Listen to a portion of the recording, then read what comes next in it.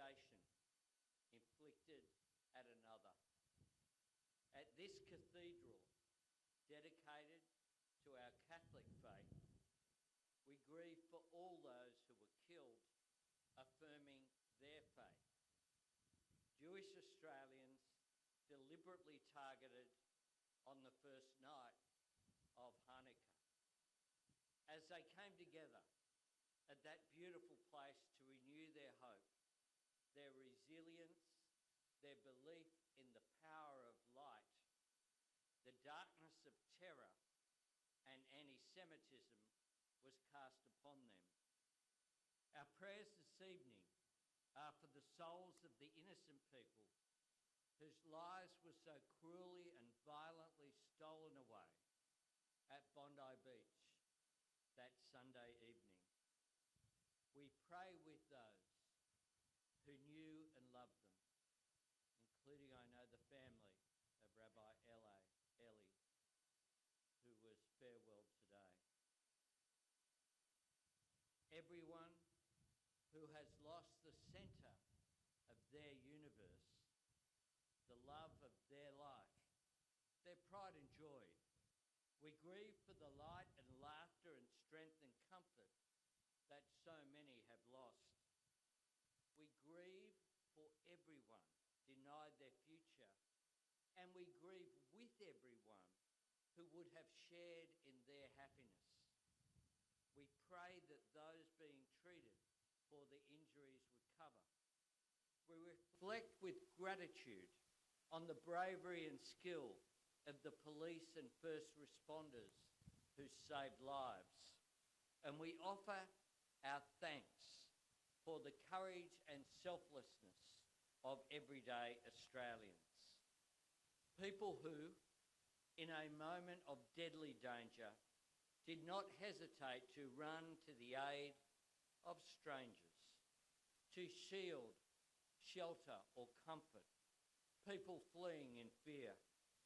Ordinary people demonstrating extraordinary courage, including the remarkable actions of Ahmed El Ahmed, who put himself in the line of fire, wresting a gun away from one of the shooters. People he has never met owe him their lives. We pray for the souls of Boris and Sophia Gurman and Reuven Morrison, murdered while bravely protecting others.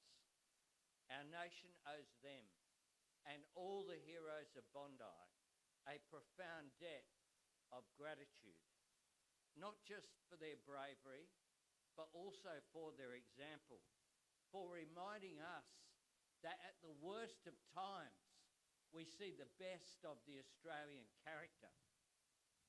There was pure evil at Bondi last Sunday, yet even at that moment, we were given proof that evil will never overcome the courage, decency, compassion and kindness of Australians that is central to the character of who we are.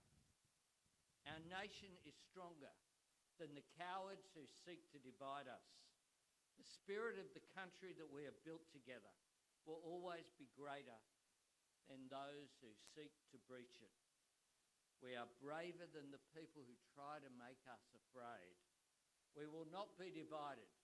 We will come together as we are this evening, and we will come through this together. Friends, this sacred place is where I learnt about the love and compassion of Christ. I commenced school here in Year 5, and for the next 8 years I was nurtured here. As a student, as a boy maturing into a young man, and as an altar boy in the church behind us in the Guild of St. Stephen. I was raised to believe in the duty we owe to the vulnerable, not as a question of charity, but as a measure of our common humanity.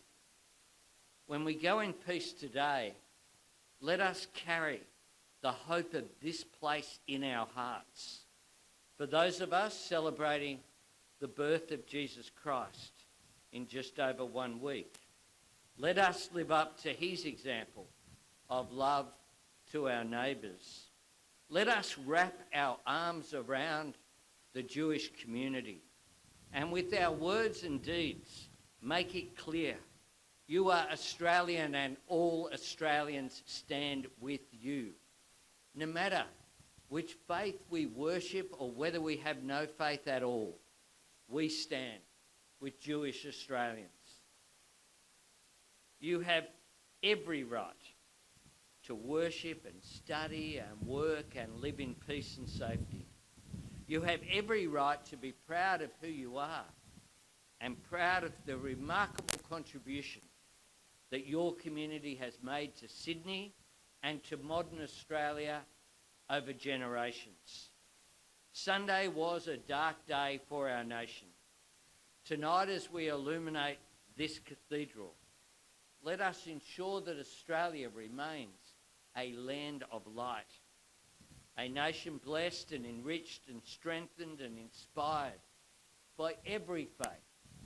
And in the days ahead, may your faith comfort you, may it sustain you, may it lift you up and surround you with the love and nurture of others.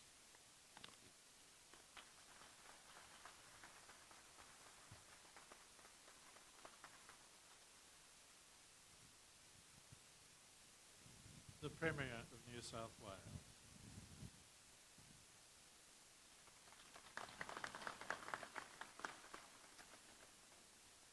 Prime Minister, Governor Beazley, Archbishop Fisher, Rabbi Elton, members of the Diplomatic Corps, including Ambassador Maimon, religious leaders, in particular President of the Jewish Board of Deputies, David Ossip.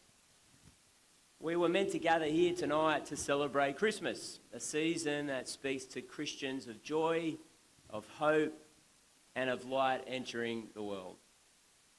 Unfortunately, and instead, we come together here at the beautiful St. Mary's Cathedral in a different spirit, united in grief, but also in love, to stand alongside the Jewish community of New South Wales and to say clearly and without hesitation that you are not alone.